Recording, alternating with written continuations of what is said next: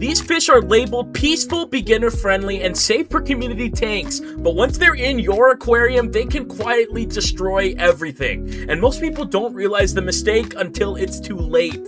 Pet stores sell these fish because they look calm, colorful, and easy to care for. But what they don't tell you is how these fish behave once they settle in. They can cause stress, aggression, injuries, and tank chaos that leaves beginners confused and frustrated.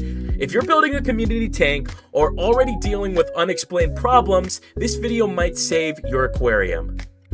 Fish 1. Tiger barbs. Tiger barbs are often recommended because they're small, active, and affordable, but the problem is their behavior. Tiger barbs are constant fin nippers. They don't just nip once and stop, they harass slower fish endlessly. This creates non-stop stress, torn fins, and eventual sickness or death in peaceful tank mates. And what makes this worse is that tiger barbs don't always look aggressive, they just look energetic. So people think the tank is fine until the damage becomes obvious. Tiger barbs can work in very specific setups, but in most beginner community tanks, they cause way more harm than expected. Fish number 2 is the angelfish. Angelfish are one of the most misunderstood fish in the hobby. When they're young, they seem calm, elegant, and friendly, but as an angelfish mature, their behavior changes dramatically. They become territorial, dominant, and so aggressive towards smaller or slower fish. They'll chase, corner, and sometimes repeatedly attack tank mates that never stood a chance. And because the aggression increases gradually, many owners don't connect the behavior to the angelfish until the tank is already unstable. Angelfish aren't evil, but they're not the peaceful community fish they're often sold as. Fish number 3 is the gourami. Gouramis are often marketed as gentle centerpiece fish, and visually they're stunning, but many gourami species, especially males, can become extremely dominant.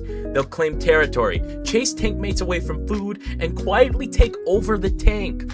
The problem is that this aggression isn't always obvious at first, it builds slowly. Other fish stop eating, they hide more, stress levels rise, and by the time people notice something is wrong, the tank dynamic is already broken. Gouramis can work, but they are far from universally peaceful.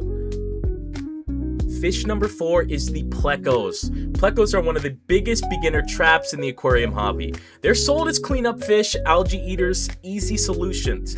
But many pleco species grow massive, and with that size comes huge waste production. A pleco can quickly overload filtration, spike ammonia, and pollute the tank faster than most people expect.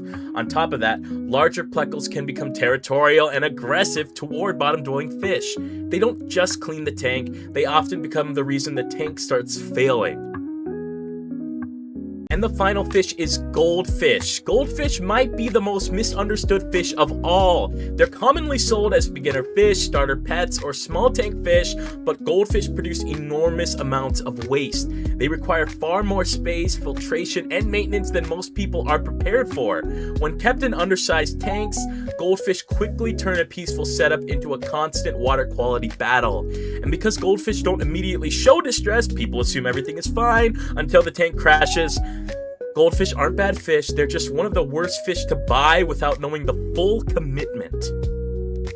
These fish don't ruin tanks because they're evil, they ruin tanks because people aren't warned. So I'm curious, which one of these surprised you the most, or which fish caused the biggest problems in your tank? Let me know in the comments, and if you want honest aquarium advice without the pet store sales pitch, subscribe to Art Gills for more.